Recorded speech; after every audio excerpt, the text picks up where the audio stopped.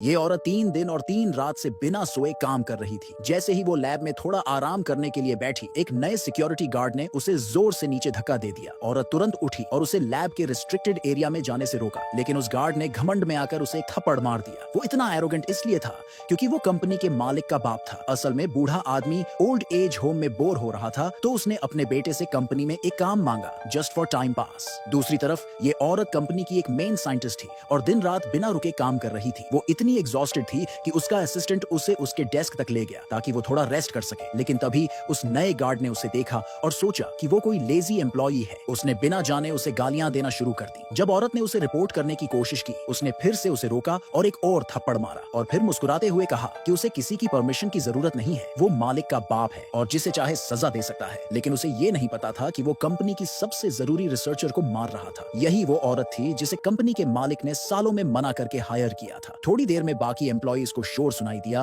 और वो सब वहां पहुंच गए। उन्होंने औरत को बचाया और गार्ड को रोका। गार्ड ने सबको धमकी दी कि वो उसे अभी के अभी निकाल देगा, लेकिन सब लोग गुस्से में आ गए और बोले कि अगर वो औरत कंपनी से गई तो पूरी कंपनी क्रैश हो सकती है। फिर भी गार्ड नहीं माना और बोला कि इन यूजलेस लोगों को निकाल के कंपनी बहुत पैसे बचा सकती है। औरत ने कामली समझाने की कोशिश की कि उनका कैंसर रिसर्च प्रोजेक्ट अपने सबसे क्रूशियल स्टेज में है और एक छोटी सी गलती भी सालों की मेहनत बर्बाद कर सकती है। लेकिन गार्ड कुछ सुनने को तैयार नहीं था और जोर देकर बोला कि उस औरत को वहां से निकालो। तभी उसके पास मालिक का कॉल आया। मालिक ने उसे वार्निंग दी कि लैब में एक बहुत इंपॉर्टेंट रिसर्चर है और किसी भी हालत में उसे टच नहीं करना चाहिए। लेकिन गार्ड ने नेम सुने बिना ही कॉल काट दिया क्योंकि उसे लग रहा था कि वो अपना काम सही कर रहा है। मालिक को लगा था कि उसका बाप बस गेट पर बैठा बातें करता है या सोता है। उसे बिल्कुल अंदाजा नहीं था कि इतनी बड़ी प्रॉब्लम होने वाली है। गार्ड अब भी उस औरत को निकालने पर अड़ा हुआ था और जब उसने देखा कि कुछ लोग उसके साथ बाहर जाने को तैयार हैं, तो उसने सोचा कि औरत सबको अपनी तरफ करने की कोशिश कर रही है। इसलिए उसने एक लैब वाले को पकड़कर सबके सामने मार दिया। उसका मकसद था